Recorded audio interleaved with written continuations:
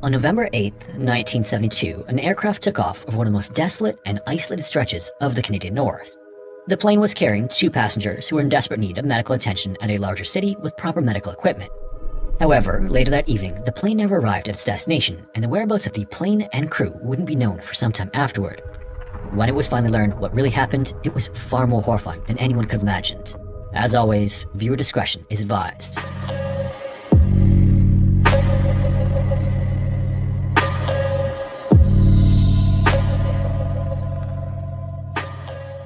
The Canadian territory of Nunavut is an incredibly isolated place. With no roads connecting it with the rest of Canada and a population of just over 36,000 spread across its gigantic landmass, it holds the title of the most sparsely populated region of any major country on Earth. Within this territory sits the tiny hamlet of Cambridge Bay on Victoria Island, which is somehow even more isolated. Just 1,760 people live in this small commercial fishing spot.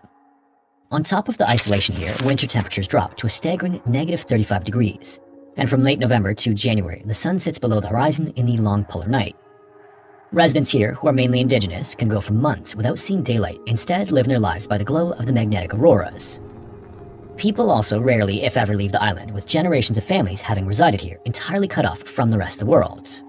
And naturally, as you might imagine in such a remote environment, emergency services can be scarce. Although this has improved in recent years, back in the 1970s, there were no medical centers or hospitals serving Cambridge Bay or its surrounding villages. Instead, residents relied on charter pilots to evacuate them in the case of life-threatening medical emergencies, no matter how severe the weather. One of these pilots was a man named Martin Hartwell. Born in Germany in 1925, Martin lived most of his life under the name Leopold Hermann. This was his name while training with the German Air Force during the Second World War, as well as with the Luftwaffe, and understandably something he preferred not to talk about. Martin was supposedly fairly quiet in general and kept his private life mostly to himself, having married in Germany and fathering his son before emigrating to Canada in 1967 alone. By 1972, at the age of 47, he landed a job with Gateway Aviation. This airline specialized in short regional flights and cargo, and he had logged around 2,000 hours of flight time overall. He was, by all measures, a seasoned pilot, with some even considering him among the best in the company. Even despite this though, Martin lacked confidence when flying over the Canadian tundra, which was a much more expansive and unpredictable landscape than his native Germany.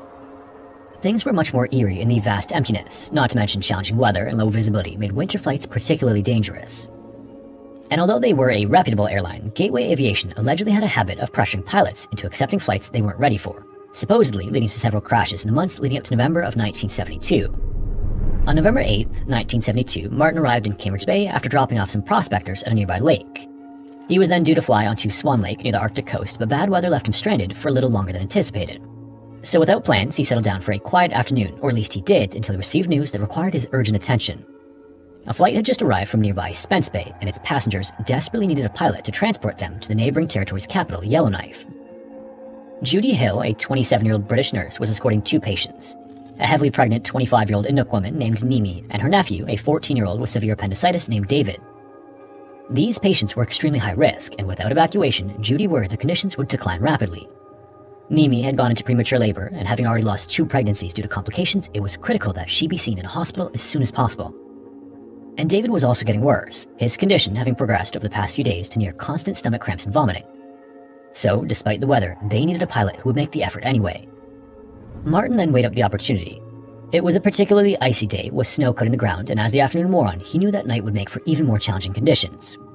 He was cautious, to say the least, given the gaps in his knowledge, not to mention that he only had 30 hours of experience in his new plane, a Beechcraft 18. The pilot from Spence Bay, Ed, also volunteered to help, so the two spent some time figuring out who should go. On the one hand, Ed was much more confident and well qualified. He was what's known as an instrument-rated pilot, having undergone training that allowed him to rely on cockpit equipment, not just visual aids and landmarks, while flying. His plane, a Twin Otter DH-C6, also came equipped with wing de-icers that would help with the freezing conditions. But unlike Martin, Ed was booked for a flight the next day to Coppermine in the opposite direction to Yellowknife. It would be much further out of his way, plus his aircraft was already carrying an hour's less fuel. So Ed eventually decided to decline so Martin could take the flight, and Martin knew he couldn't refuse. It was crucial to get these patients where they needed to be. There was just no other choice. And so with that, Martin began to load up his aircraft. Nimi and David were then wheeled on board on stretchers, while Judy took a spot in the co-pilot seat. At around 3:30 p.m., Martin readied himself for takeoff. The sky was darker than it had been an hour ago, and there was a thick fog in the air, but as the plane climbed and the air gradually cleared, Martin felt reassured that he was making the right decision. A short while later, Judy brought Martin a cup of coffee before falling asleep peacefully right next to him. Nimi and David were also quiet in the cabin behind them. At 5:10 p.m., the aircraft approached an area known as Consuelo Lake. The route between Cambridge Bay and Yellowknife contained very few waypoints where pilots could determine their course and position, but Consuelo Lake was one of them, and as such, it was home to a small radio beacon. This made it a key milestone for anyone to find this route. However, for such an important crossing, this radio beacon was inadequate. For years, pilots had complained about its weak and unreliable signal, and unfortunately, on that afternoon, for Martin, it would be no exception. Although he thought he was less than 30 kilometers away from the beacon, he couldn't get a signal anywhere. Brushing this aside though, Martin continued the flight as the sky got darker and darker. Unbeknownst to him, however, his plane was drifting far off course to the west, and as he continued alone and without a radio signal, his compass began to oscillate wildly. This wasn't uncommon on flights close to the poles, but for Martin, losing this navigational aid would be disastrous. Unlike instrument-rated pilots like Ed, Martin lacked the qualification required to navigate primarily using instruments instead of visual signals. Losing his compass, and with the skies increasingly murky, he became increasingly disoriented. He then brought the plane down to a lower altitude of 2,000 feet and he reached for his map light, but while doing so, he accidentally flicked on his cabin lights, illuminating the aircraft and drowning out his vision in the process. Within minutes, he lost control of the aircraft and plummeted violently into the side of a hill. Hundreds of kilometers away, as the hours passed and there was no plane, emergency services at Yellowknife realized something was wrong. A search then immediately began for the lost flight and went deep into the night, battling rain, snow, and blizzards, only to find absolutely nothing. Nobody had a clue that 400 kilometers away, near Hotel Lake and far away from any civilization, Martin was waking up to a nightmare. He had no idea how long he had been unconscious for. Opening his eyes, the plane burned ahead of him and the wreckage was scattered across the forest and ice. Martin then steadied himself and tried to stand up, but he couldn't move. Then he looked down and saw the lifeless body of Judy lying motionless across him. She had died instantly upon impact. As the shock subsided, Martin realized he also couldn't move his legs. The crash had not only knocked him unconscious, but snapped both of his ankles, leaving him unable to walk. Then, nearby, horrifyingly, Nimi had broken her back, and tragically, within a couple of hours, she would pass away, along with her unborn child. The only other person on board to survive the accident was David, who had miraculously come out unscathed apart from bruises. However, not only was he weak, seriously ill, and just 14, but David had never once left the island community he grew up in. His survival skills were virtually non-existent, but he was resilient and willing to listen, and with no other choice, the pair would need to act quickly as temperatures soon dropped to negative 40 degrees.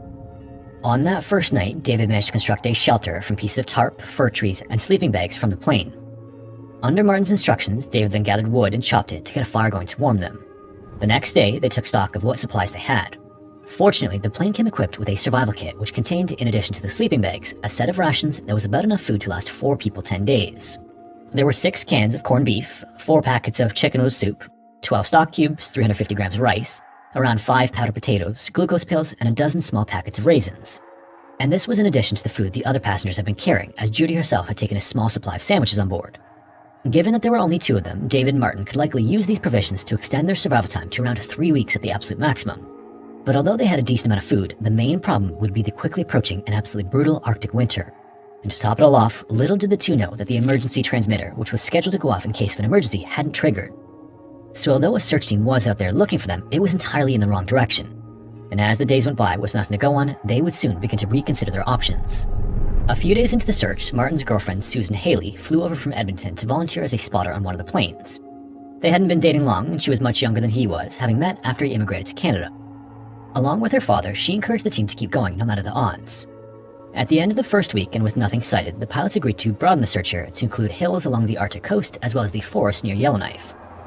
5 twin otters, 5 Hercules, and several other aircraft made up the search party, and over 300 civilians got involved to help at various points. Many even took turns lying on mattresses inside planes and leaning their heads out the doors to scan for movement. Visibility continued to be poor though, and with only 6 hours of workable daylight per day, the window for rescue shrank smaller and smaller, and questions grew about why nothing was surfacing. So, by November 27th, and a relentless 19 days of searching, the operation was officially called off to Susan and her father's dismay.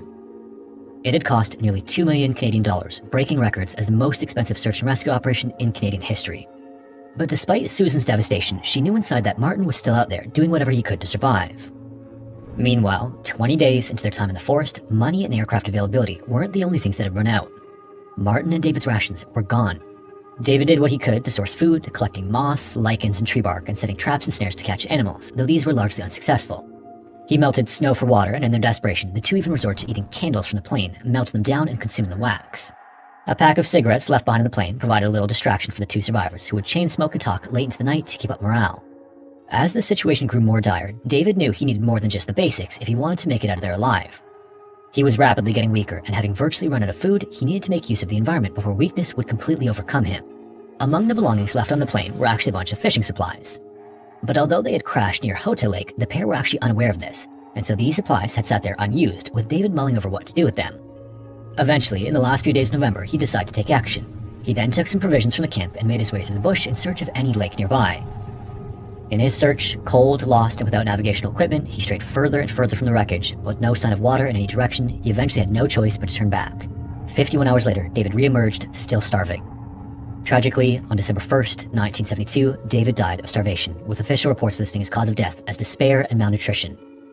He weighed just 75 pounds or 34 kilos, having lost around half his body weight in the several weeks since the crash. As Martin dealt with the tragic loss and grief of this, reality set in, and he believed his end was also near. He then wrote a letter to his son Pierre back in Germany.